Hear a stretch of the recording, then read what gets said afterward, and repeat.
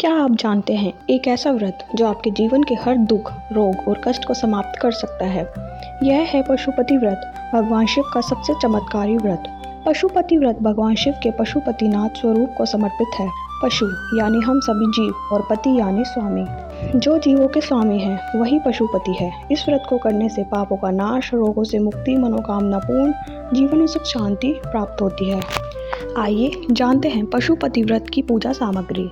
इस व्रत के लिए आपको चाहिए गंगा जल, बेलपत्र, धतूरा, सफ़ेद फूल, दूध, दही, शहद, चंदन, धूप और दीप। अब बात करते हैं व्रत के मुख्य नियमों की। यह व्रत लगातार 5 सोमवार किया जाता है। व्रत की शुरुआत जिस मंदिर से करेंगे, 5 सोमवार उसी एक ही मंदिर में जाना अनिवार्य है।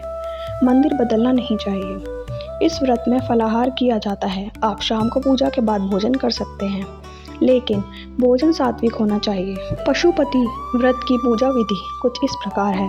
सुबह जल्दी उठकर स्नान करें और साफ सफ़ेद कपड़े पहनें। थाली तैयार करें जिसमें अभिषेक के लिए जल, पंचामृत, बेलपत्र, धतूरा और फूल हों। मंदिर जाकर शिव जी की विधि विधान से पूजा करें और व्रत का संकल्प लें। पूजा के बाद घर वापस आ जाएं। शाम की पूजा इस व्रत का सबसे महत्वपूर्ण हिस्सा है। शाम को फिर से थाली तैयार करें। इसमें 6 घी के दिए और प्रसाद जैसे हलवा या कोई मिठाई लेकर मंदिर जाएं। प्रसाद के मंदिर में ही 3 हिस्से करें।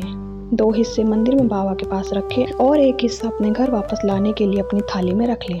साथ ले गए 6 दियों में से 5 दिए भगवान शिव के सामने जलाएं। छठा दिया बिना जलाए अपनी थाली में वापस रख लें। जब आप मंदिर से घर लौटे तो घर के मुख्य द्वार पर प्रवेश करते समय सीधी तरफ वह छठा दिया जला दें। इसके बाद घर में प्रवेश करें और मंदिर से लाए गए प्रसाद का तीसरा हिस्सा खाएं।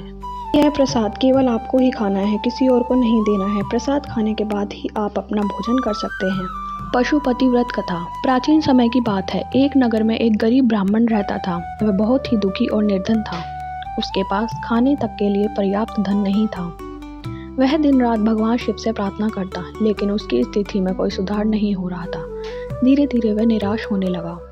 एक दिन उसकी मुलाकात एक ज्ञानी संत से हुई। संत ने उसकी पीड़ा को समझा और उसे पशुपति व्रत करने का उपाय बताया। ब्राह्मण ने पूरी श्रद्धा और नियम से पशुपति व्रत शुरू किया। हर सोमवार भगवान शिव की पूजा करता, व्रत रखता और ओम पशुपते नमः मंत्र का जाप कर। कुछ ही समय में उसके जीवन में चमत्कार होने लगे। उसकी गरीबी दूर होने लगी, घर में सुख शांति आने लगी। इस कथा से हमें यह सीख मिलती है कि सच्ची श्रद्धा और विश्वास से किया गया व्रत कभी व्यर्थ नहीं जाता। भगवान शिव अपने भक्तों की हर मनोकामना पूर्ण करते हैं। अगर आप भी अपने जीवन में सुख और शांति चाहते हैं तो पशुपति व्रत अवश्य करें। हर हर महादेव। पशुपति व्रत उद्यापन। जब आपका 5वां सोमवार हो तब व्रत का उद्यापन किया जाता है। बाकी सोमवार की तरह ही पूजा करें। अतिरिक्त रूप से एक नारियल पर का लावा लपेटकर और कुछ दक्षिणा के साथ भगवान शिव को अर्पित करें। शिव जी से अपनी मनोकामना कहें और व्रत के दौरान हुई किसी भी गलती के लिए क्षमा मांगे।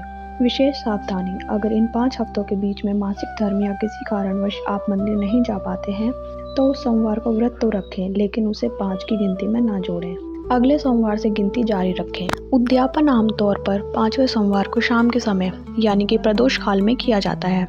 उद्यापन के दिन शाम को पूजा के बाद एक समय सात्विक भोजन बिना नमक या सेंधा नमक के साथ किया जा सकता है। दान। उद्यापन के बाद 5वें सोमवार को रखे गए व्रत के बराबर यानी कि 5 ब्राह्मणों या 5 गरीबों को भोजन कराना और दक्षिणा देना बहुत शुभ माना जाता है। और वीडियो अच्छी लगी हो तो वीडियो को लाइक करें, शेयर करें और चैनल को सब्सक्राइब करना बिल्कुल भी ना भूलें।